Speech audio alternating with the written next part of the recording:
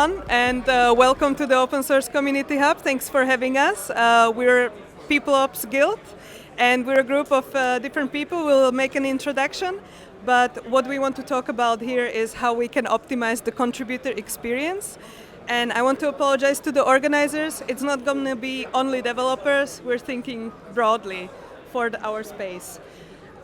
When it comes to introducing who we are, maybe it's just nice to say that we're a People Ops Guild. If you scan the QR code, you learn more about us. But we're doing two things. We're supporting DAO contributors' experience together. We are currently in our chat. There are 48 people, I counted. We have been working for different projects, including Maker, Powerhouse, Gitcoin, Ethereum Foundation, Give Us, Status, Coordinate, etc., etc. There are many awesome projects here, and there are a lot of years of experience in this space already accumulated. And we help define the things we don't know yet. We try to define this field of HR is a very negative seen word, but you need the way to manage people and to build a good experience and contributor relationship and team relationship. So we're trying to be the educators. We try to be the space that helps the orgs and the people who deal with these people topics connect and share. Like with the knowledge sharing, the projects we've contributed to and the years we've been in this space just exponentially grow.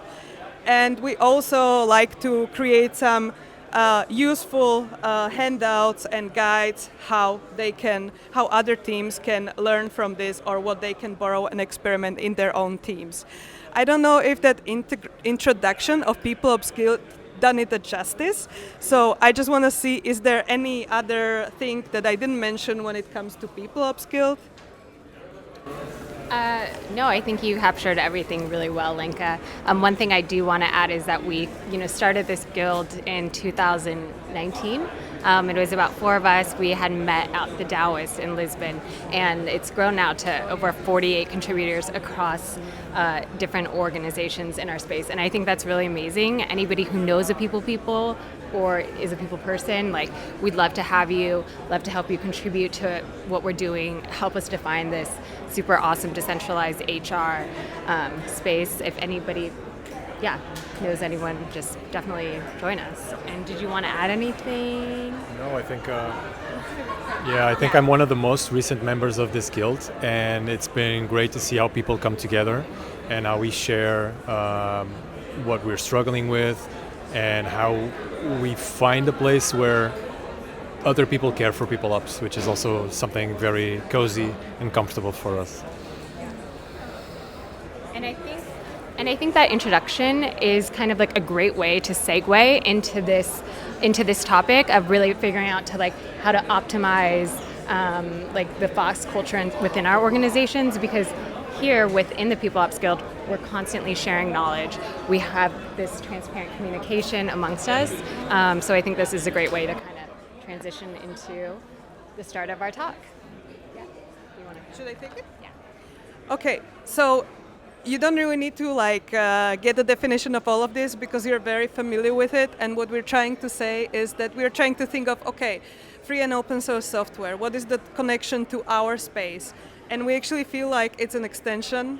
The Web3 and crypto space, it's just an extension of open source space. And a couple of values, the cultural attributes that came up when we were kind of brainstorming is transparency, security, collaboration, decentralization, interoperability. We can go into depth how we interpret it, but those are some of the tying elements, and community engagement.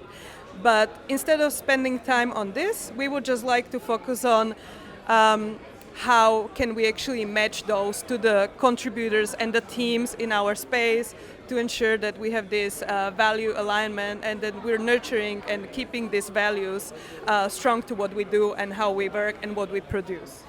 So then going to the next slide, I think this is more interesting discussion where I'm inviting anyone also outside of People Ops Guild to share if you have a comment or an example. How do you solve for these problems, or how do you address this aspect?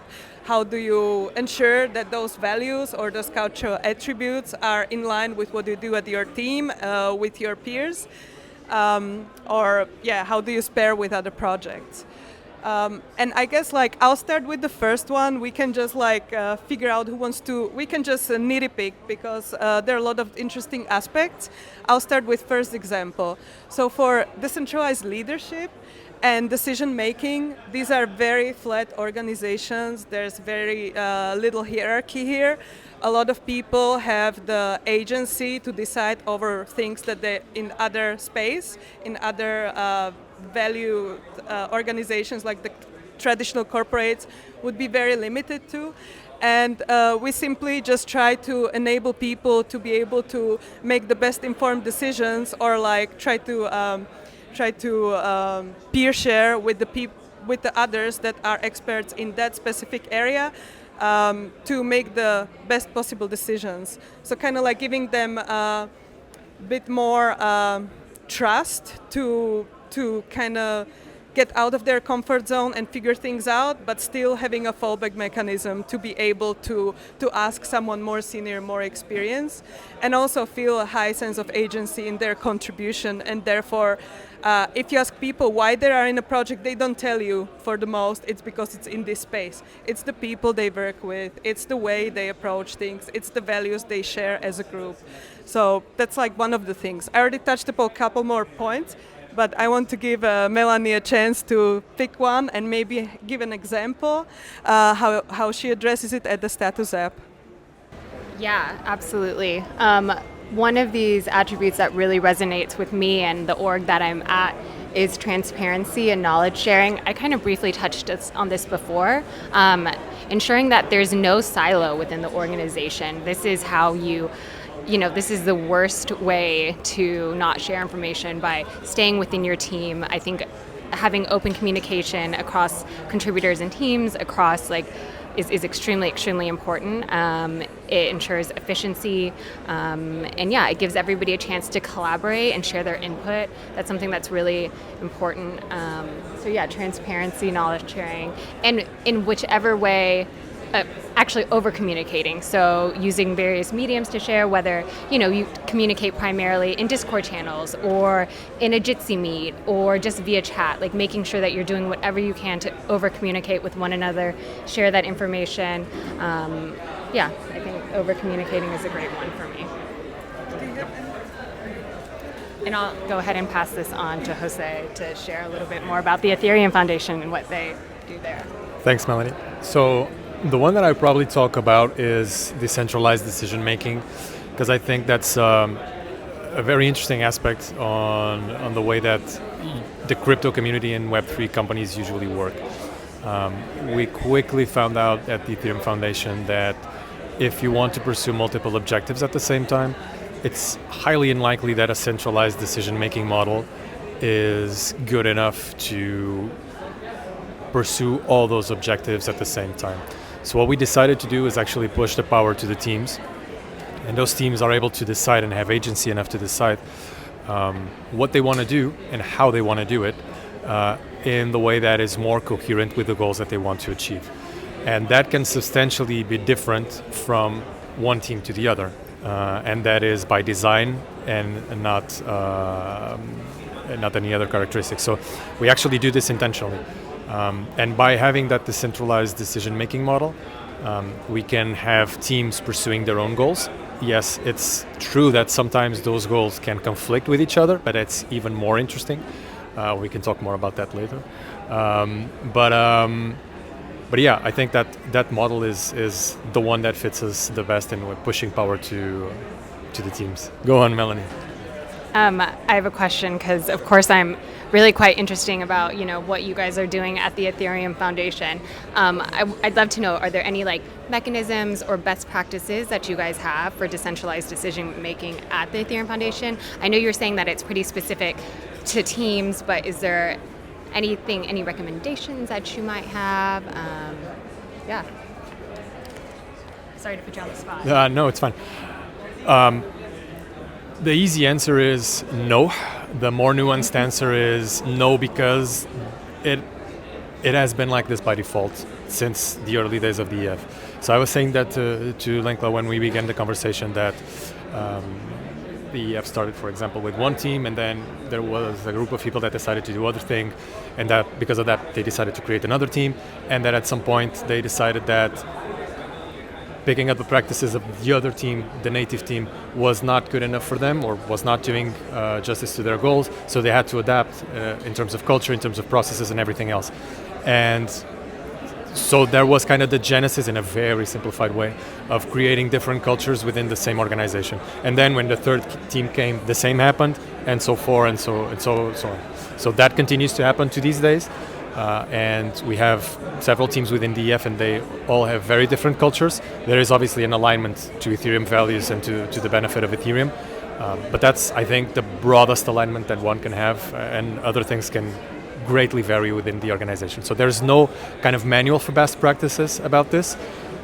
They kind of know where they want to be and where they want to go, and leadership lets them do that, obviously under some control mechanisms, but loosely they have quite a bit of agency. Yeah, absolutely. I think like there is no one size fits all, especially as you scale organizations. I think that's really important. Yeah, completely agree. And being adaptable, I think that's like one word that really resonates with me also. I was wondering, do we have any comments on what has been said, or any of the points, any things that came to mind? We have a bunch of people observers here, so I'm just wondering, I want to give you a chance. Do you have any?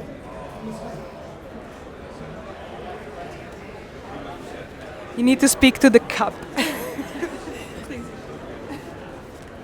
I wanted to bring up like the community engagement side of things, because it's a topic that I've been thinking a lot, because I work directly with founders or engineering managers as a coach, and that's like, how do you pass on the same ideas and values and principles from you as an individual, whether you're like managing a team or an entire organization, to the rest of people?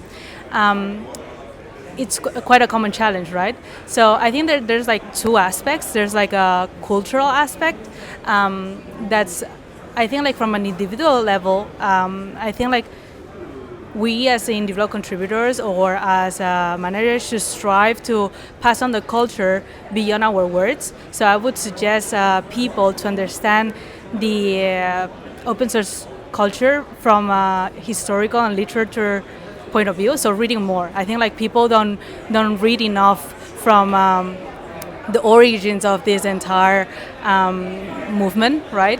And it's actually a very ancient movement in a way, right? So it's like we adopted it and implemented it into the decentralized blockchain technology space, but it has a far greater history, and there's a lot of other examples of other people implementing it in other dimensions that can serve as inspiration to find our own connection, right, to this open source culture, and be able to like manifest that in our work and our decision making, because like we actually understand it and we picked up like kind of the elements of this culture that most align with us as individuals, and I think that like helps us in decision making, helps us into contributing in the way we implement like code or frameworks or systems within the organization. And that kind of brings me to the second point that I like to make, which is the practices. I think like the people, and I've normally seen like maybe developers are the ones and researchers are the ones that embody these values the most and pass the values the most into their work. And I think one side is because they understand the history better, because they read it, because they've been online for a lot longer. But I think the other aspect is because they actually practice it, right? It's like, I think there's a talk later today that someone is going to be presenting GrapheneOS, for example. And I think there's like a gap between like the people that work in crypto and the people that actually use crypto on a daily basis, hold their funds in crypto, use the apps, or use open source software or privacy softwares themselves, right? You obviously don't need to be a purist and be like completely privacy focused, because there's like obviously caveats into it, but I think like the more we use and dog food the things that we preach, the better we're going to be at when building those tools, right? So I think like as individuals, we can like read more and connect more ourselves with the culture and practice it more as well at the capacity that we want to do, right? Like from privacy phones to just trying to use the apps being built. Yeah. And that then kind of leans on with what you were saying onto the continuous learning and the collaboration, so that reading and that learning, because there's no kind of, we're all trying to learn and develop in the same space, but it's not been done before, and we've got to keep changing, and we've got to have that agility and that movement and the flexibility to keep going as this industry changes and develops. And we're getting more people from Web 2 into Web 3, and it's that education and that learning and passing that knowledge on through the different stages of the development as we go along. And so I think they kind of, all of these attributes all kind of lead into each other in some way or another. So I just wanted to kind of touch on that. Amazing points. Thanks for bringing that up. So we would need to add an additional bullet to the recommendations on the following slide, and that will be know your history, or know where this culture stands from, know the basics. Not gonna call it the Bible, but kind of like know the principles and be able to base the discussions you have with others on. You need to have the same ground. So people who join the space, just because they know how to buy crypto doesn't mean that they're part of the community. They need to understand where this community evolved from. And as mentioned on the previous slide, we see Web3 and crypto space as an extension of open source. So thank you so much for making that point as well. And all the other ones and examples were really great. So what do we have here? Yeah, I think meritocracy is quite important in our teams, because we always try the quality of work and the expertise to speak for itself, instead of we are not trying to put people in the levels and managerial positions. So that's very important. But of course, we should not like vote on everything, like which color the T-shirt should be for our swag for this event, entire team, because time is very valuable and we don't have enough of it. So we kind of should decide like how do we get to make these decisions. We're experimenting in Powerhouse with one thing where we can have also like a tokens. We will eventually like become a DAO as well and try to figure out our governance and everything. We have these tokens. We want to give attribution for people contributing in the space, but that's just one thing. The second thing, there should be something attached to your role, and then the decisions that are specific to a role or a domain should enable people with these two tags or these two qualifiers to be able to decide on that. So that's an example how we can test it out. I'm not saying it's all implemented, it's just an idea we're playing with. How can we be more effective and fair when it comes to decisions?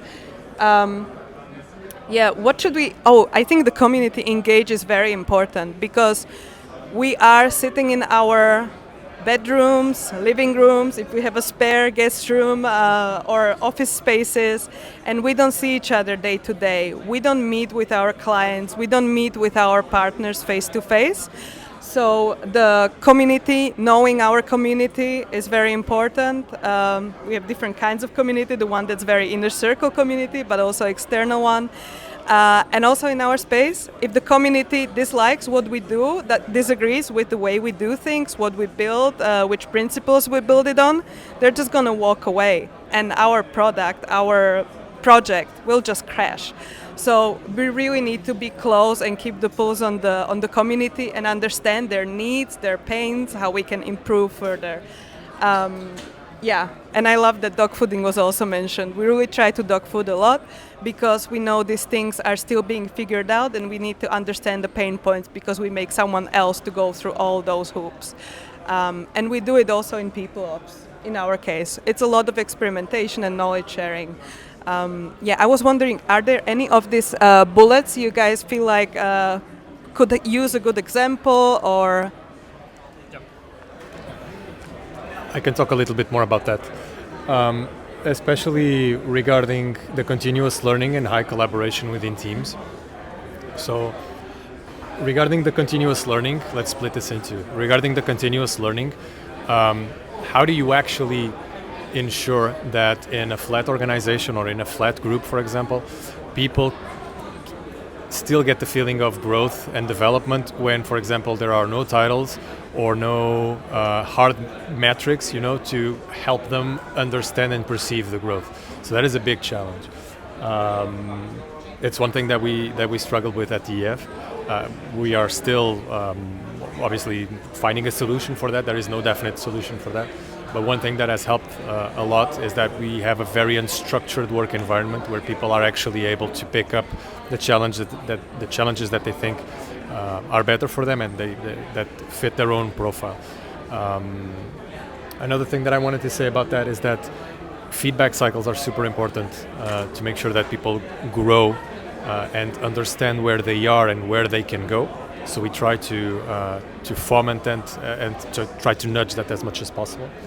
And I wanted to say another thing about consensus, which is something that we tell teams and team leads many times at the EF, is whenever you try to look for a unanimous decision, also try to foster the concept of disagree and commit, which is something very important.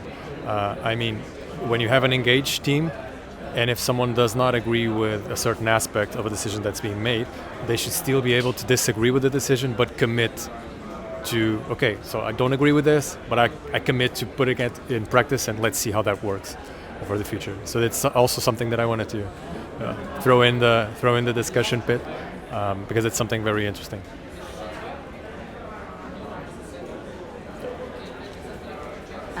I think I'm going to have to use that, the disagree and commit, because I think that we all are involved in similar organizations where it's so difficult to come to a consensus amongst everybody. And where do you go from there? And I think disagree but commit is something really great, and yeah, I'm going to use that moving forward.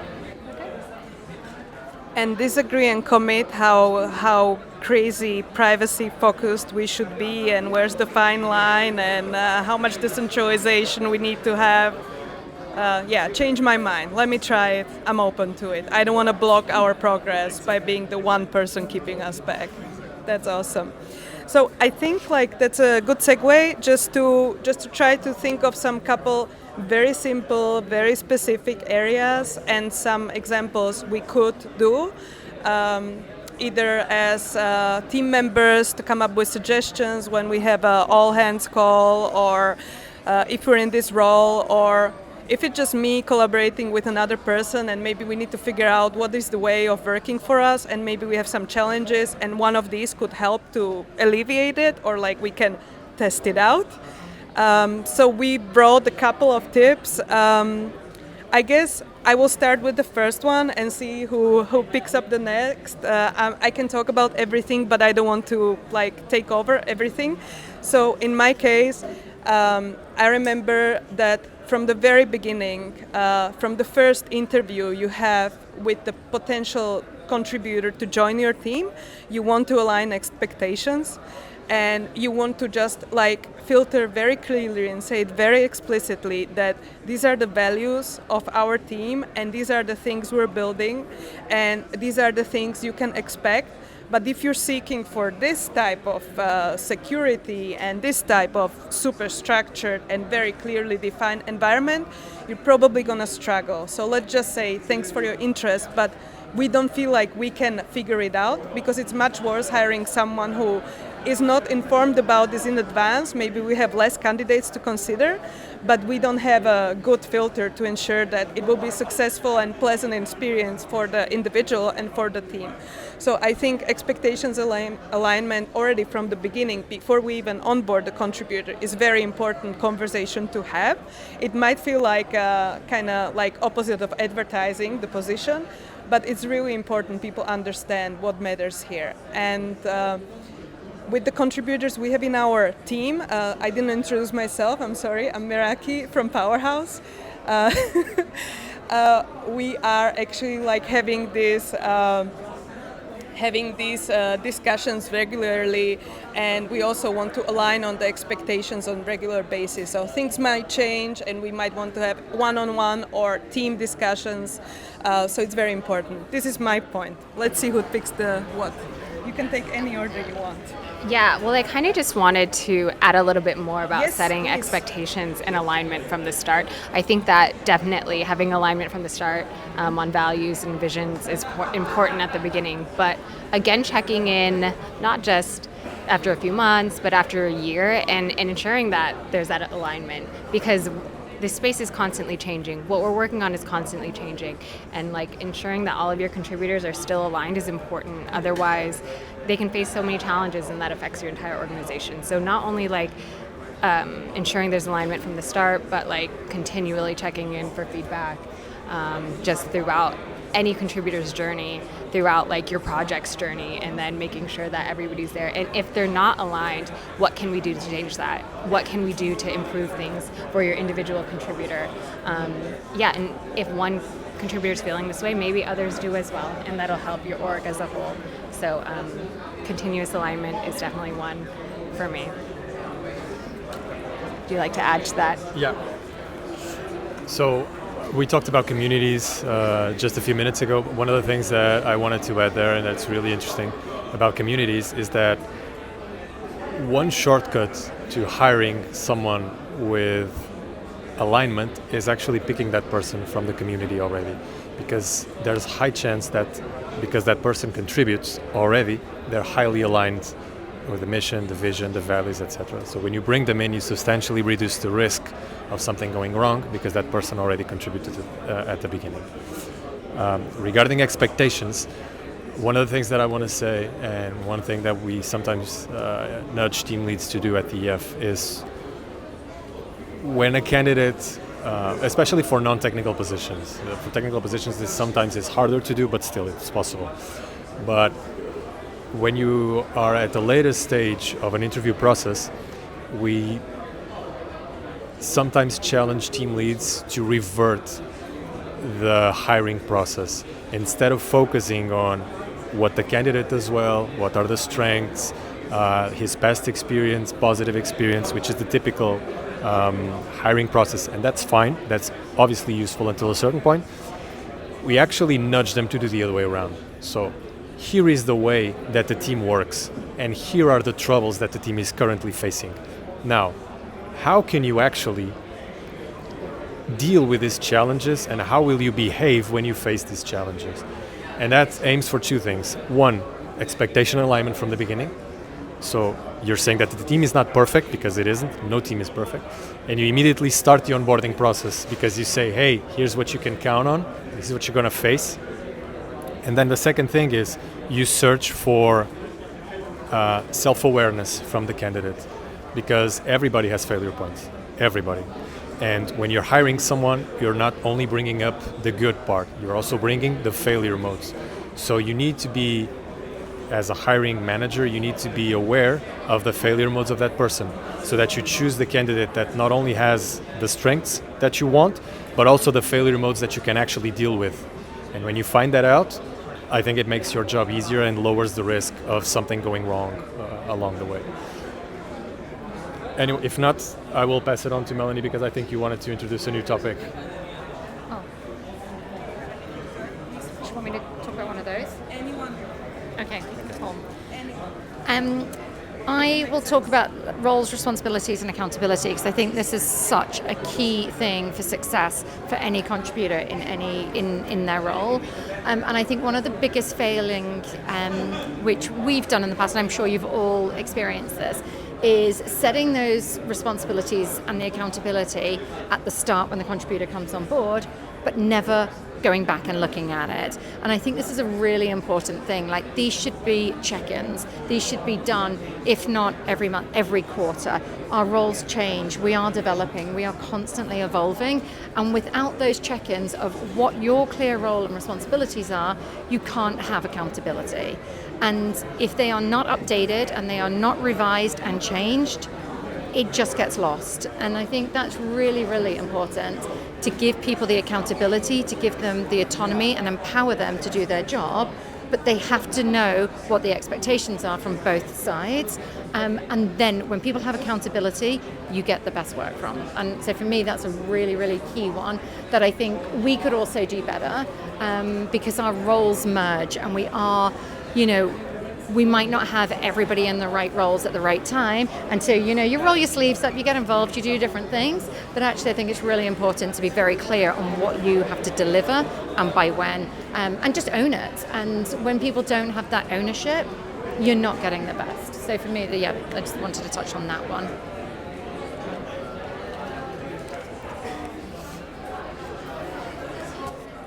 I really like what you said, because we also try to enable people to transform from one role to another, the flexibility, what has changed, checking in on the role and responsibility and the areas of accountability not only solves for being flexible when it comes to how can you evolve and learn in your career and be fluid and fill the gaps that are identified currently in the team, but also, what was the second thing? Now I lost it. Never mind. No, that was a great comment. So thank you so much. I want to speak about one more point I see here. That's IRL. That's the only one acronym that I kept because everyone understands it, because we're doing it here right now. We're on a Telegram group, and I barely answer Telegram groups or channels because there are too many. But when we run into each other, we have these conversations. And we have these conversations as people with the same interest, as teammates, as community, as nerds in the latest taking products. I don't know, we can decide. So it's really important to have this social element when we're so remote and distributed around the world. Don't underestimate this. In our case, we try to do at least 2 offsites a year. That's very, very important for me personally. Like, I did a survey, and I always try to squeeze in important topics, and it's not just the check-in, but it's also like getting a check-in with the team and understanding how the team is feeling. But there was this one question, because we're experimenting with pseudonymous contribution, asking people if you would have no in real life events and opportunities to meet with your team, would you quit? And I actually said yes, because this is really important to me. For some it doesn't matter, but for me it's a very important way to recharge, reconnect, rebuild, or strengthen those relationships with others. So don't underestimate that, oh, we're just going to Devcon. You're doing much more than that. It's really important for people to have that. And it doesn't have to be big and fancy, but you should always try to find a good period when you want to do it over and over again, so it's not too exhaustive, but it helps people connect the gaps that they have and the misunderstanding they might grow unintentionally while communicating over chat, etc., etc. So that's one of the things I wanted to say. And maybe one more thing I'll say, and then I'll pass it on, is the last bullet is hard to understand for people because I put it there. The way of awesome is just, I imagine there's a team called Awesome, and this team comes across situations they don't know what to do, and they share, this is not good, how do we solve this? And the team has an all-hands call, and they say, okay, next time this happens, we can do this. I take that bullet and I put it in a page called the way of our team. And anyone who joins, anyone who's in the team can just visit it and say oh yeah, this was the thing we agreed. Or hey, my problem is not addressed, let me bring it up. It's super nice crowdsource, consensus-seeking mechanism for situations you don't want to have clearly defined in a handbook because you would spend your entire day doing that. And it's too instructive. But it's nice to have something you don't have to come across again and try to resolve it again and again and again. Or maybe you change it. Yeah, sorry, go ahead. No, I mean, I definitely agree with all of those points. I just did want to add something onto the in real life matters. And I think it's important not only to meet in real life with your internal teams, but with external teams too, with your community.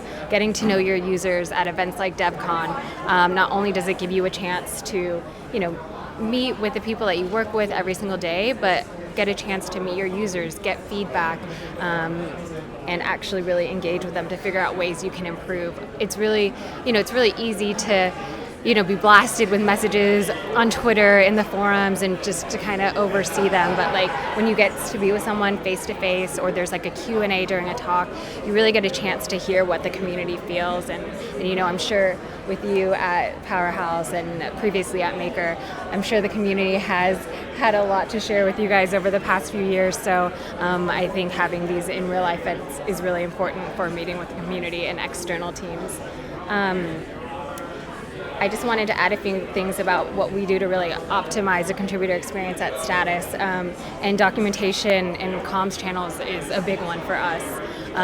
We have guidelines, we have forums, like of course we're very active in our Status app, sharing all of our information with one another. And I think that having transparency around what we're working on is something that we reinforce all the time, sharing information with one another. And I think that's something that we can't, we really shouldn't overlook, especially for small organizations, especially for large organizations. This is how we share what we're working on and get feedback from one another.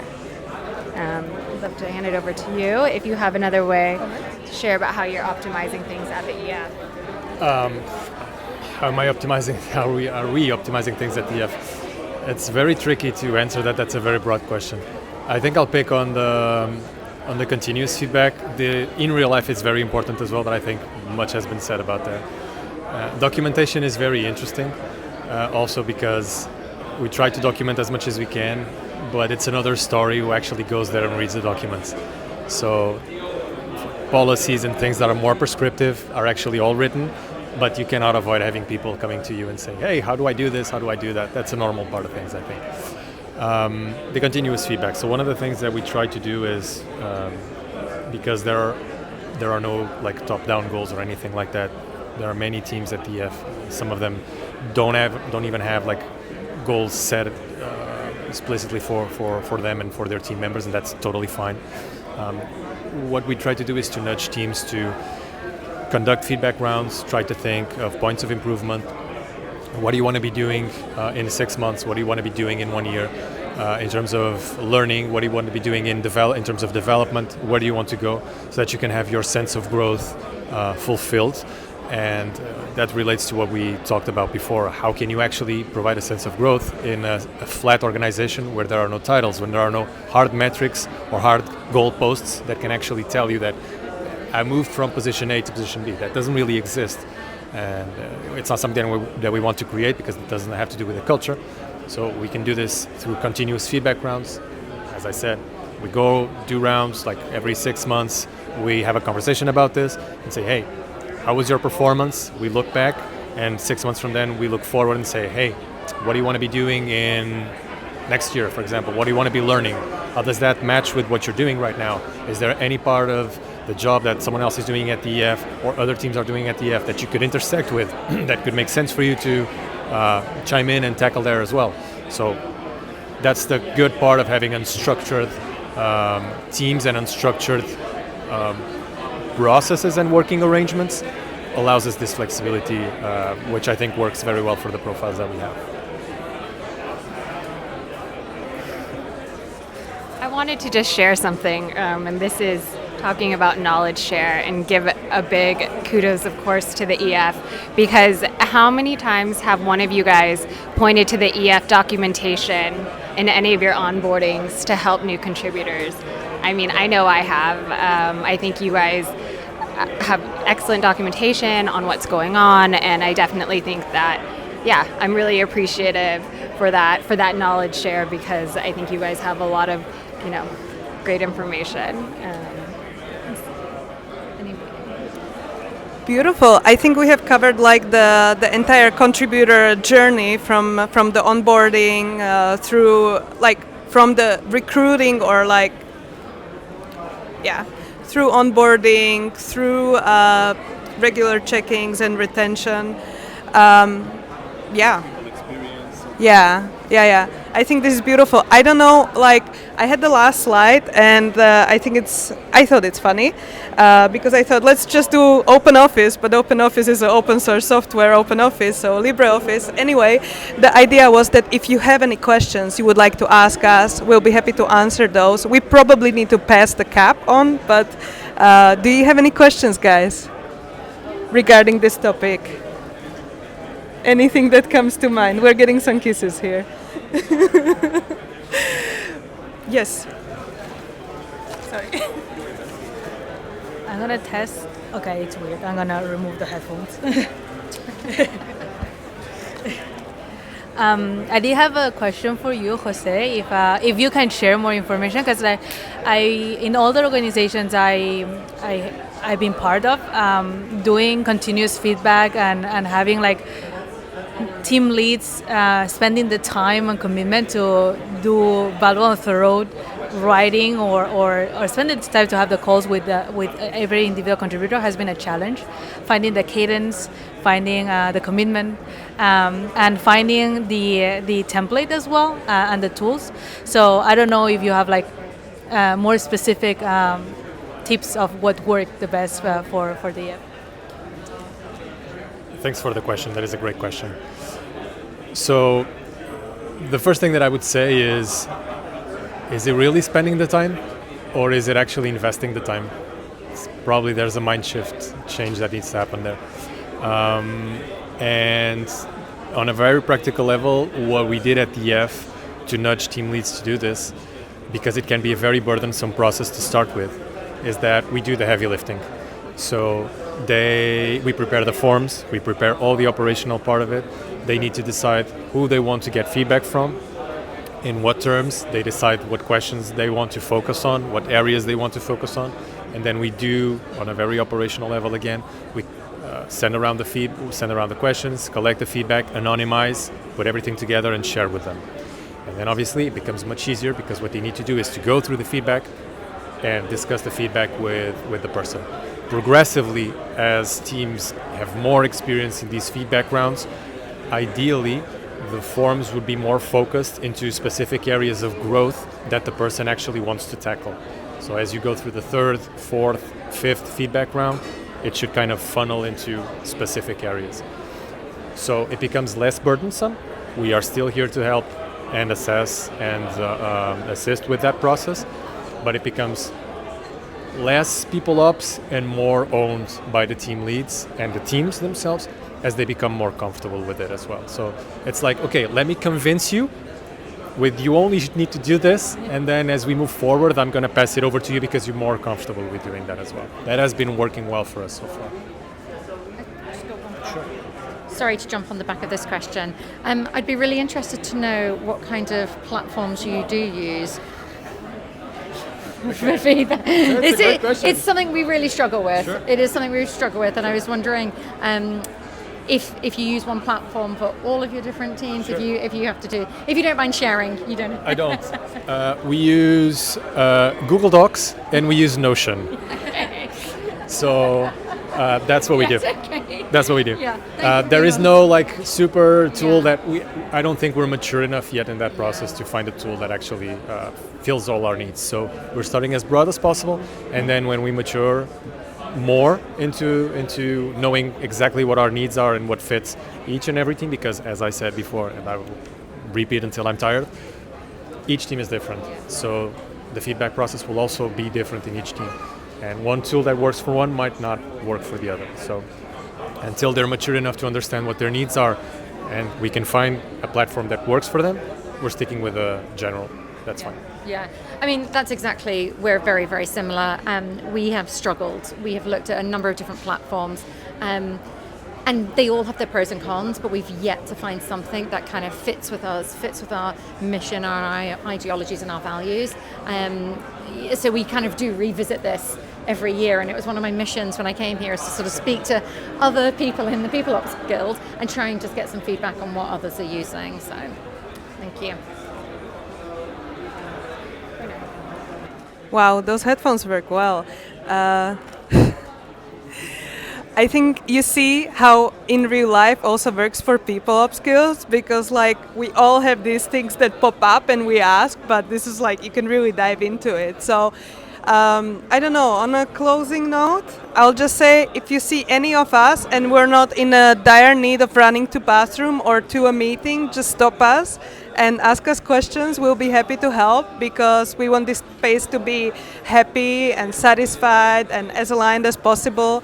And we just want the workforce of Web3 space that embeds open source values just to be a nice one to choose from, or the nice one that contributors within it, the community members, like have chill and nice experience of approaching new projects that they find fascinating. So we just want this general well-being in terms of we want to address all the anxieties that there might be for people who are joining from outside of the space. So yeah, let's just help each other how to create these good vibes and how to like deal with some level of uncertainty and how to help alleviate some of it together. Yeah. Because people change roles, people change projects, and we just want them to have a good time while they're contributing to this industry. Yeah, and I just wanted to say a big thank you for having the People Ops Guild, allowing us to, share this knowledge with you guys. I know that a lot of you guys contribute to organizations, all different sizes. Not all of you guys, have an in-house People Ops, for your smaller teams, but hopefully you can take away some of these best practices to really help optimize the FOSS culture within your teams. If you ever have any questions, you can reach out. We did have a QR code, so you can check on our Notion page to learn more about us and even, learn more about, best practices for your teams there. So thank you. Cool. Thank you.